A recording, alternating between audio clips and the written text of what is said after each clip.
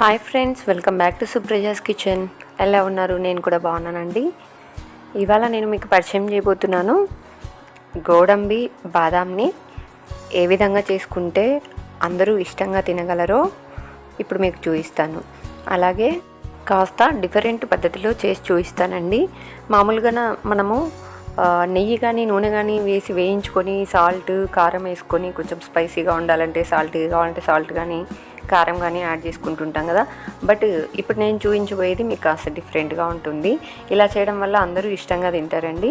ఇక్కడ చూసినట్లయితే నేను ఒక కడాయిలో పెద్దదే తీసుకున్నానండి. కడాయి కాస్త మెత్తటి ఉప్పు వేసాను. అలాగే పెద్ద జాలిగంట కూడా తీసుకున్నాను. చూస్తున్నారు కదా, నేను జాలిగంట పెద్దది తీసుకున్నాను. ఇది ఎందుకు తీసుకున్నానో మీకు లాస్ట్లో తెలుస్తుందండి. ఓకేనా? ఇలా ఉప్పు వేడయ్యేదాకా చిన్న చిన్న ఉంటలుగా ఉన్నాయి కదా, అవి వెళ్ళిపోయే వరకు ఉప్పు బాగా వేడయ్యే వరకు వేయించుకోవాలండి. ఈ ఉప్పు మనం నెక్స్ట్ కూడా ఉపయోగించుకోవచ్చండి. ఇది వేయించుకున్న తర్వాత చల్లగా అయ్యాక ఆ ఉప్పును అలాగే కంటైనర్లో స్టోర్ చేసుకోవచ్చు. ప్రతిసారి మనం ఇలా చేసుకున్నప్పుడు ఉప్పును మార్చుకోని అవసరం లేదు, ఇదే ఉప్పుని ఉపయోగించుకోవచ్చు అనమాట. ఓకేనా? ఇప్పుడు ఉప్పు బాగా వేడైపోయిందండి. ఇక మనము ఒక్కొక్కటిగా వేయించేసుకుందాం గోడంబిని బాదాంని. సరే, ఇలా జీడిపప్పును ఉప్పులోకి వేయగానే కలుపుతూ ఉండాలండి. ఒకే చోట ఉంచకూడదు, కలుపుతూ ఉండాలి. ఓకేనా? ఇలా కలపడం వల్ల ఏమవుతుందంటే గోడంబి బాగా వేగిపోతుంది. అలాగే ఇవి వైట్గా ఉన్నాయి కదా, కొంచెం కలర్ చేంజ్ అవుతాయండి బాగా వేగాక. గోల్డెన్ బ్రౌన్ కలర్ రాగానే మనం తీసేసుకోవాలి. ఓకేనా? ఇప్పుడు ఈ జాలిగరిట ఎందుకు తీసుకున్నాను అంటే ఈ సాల్ట్ మొత్తం నుంచి ఆ గోడంబిని వేరు చేయడానికి ఈజీగా ఉంటుంది కాబట్టి నేను ఇది యూజ్ చేస్తున్నానండి, జాలిగరిట. లేదంటే మీకు అవైలబిలిటీలో ఉంటే ఈ జల్లెడని కూడా ఇలాంటి దాంట్లో కూడా తీసుకోవచ్చు. అన్నీ ఒకేసారి వచ్చేస్తాయి కదా జాలిగరిటతో అయితే. కొన్ని తీసేసుకోవచ్చు. ఇలా ఎక్కువ ఉన్నప్పుడు ఇలాంటిది యూజ్ చేస్తే జల్లెడలాగా ఉప్పు అంతా కిందికి వెళ్ళిపోతుంది. ఓకేనా? ఈ చూసినట్లయితే ఈ కలర్ కూడా బాగా చేంజ్ అయిపోయాయి, చూసారా?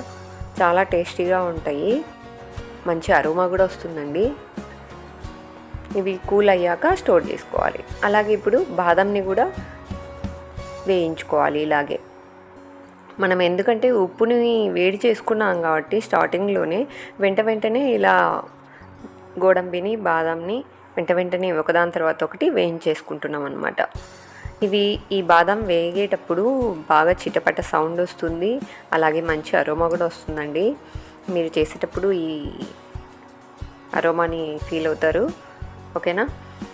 ఈ బాదం కూడా కొంచెం ముడుచుకున్నట్టు ఉంటాయి కదా, లైన్స్. ఇప్పుడు ఇందులో వేగేటప్పుడు అవి కొంచెం పెద్దగా అవుతాయండి, మంచి అరోమా కూడా వస్తుందండి.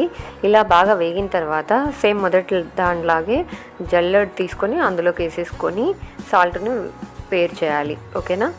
ఈ బాదంని ఇప్పుడు ప్లేట్లోకి తీసుకోవాలి. అంతే అండి, గోడంబి బాదం రెడీ అయిపోయాయి. ఇలా వేయించి ఇలా చల్లబరిచిన తర్వాత వీటిని కంటైనర్లో స్టోర్ చేసుకోవాలి.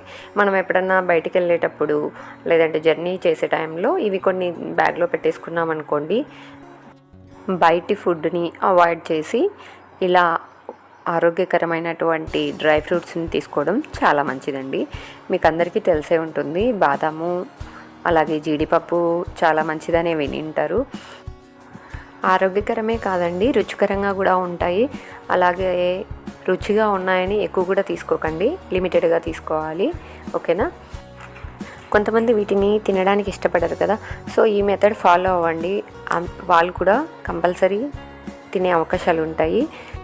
చూస్తుంటే నోరూరిపోతుంది కదా, ఇంకెందుకు ఆలస్యం, మీరు కూడా ట్రై చేసేయండి.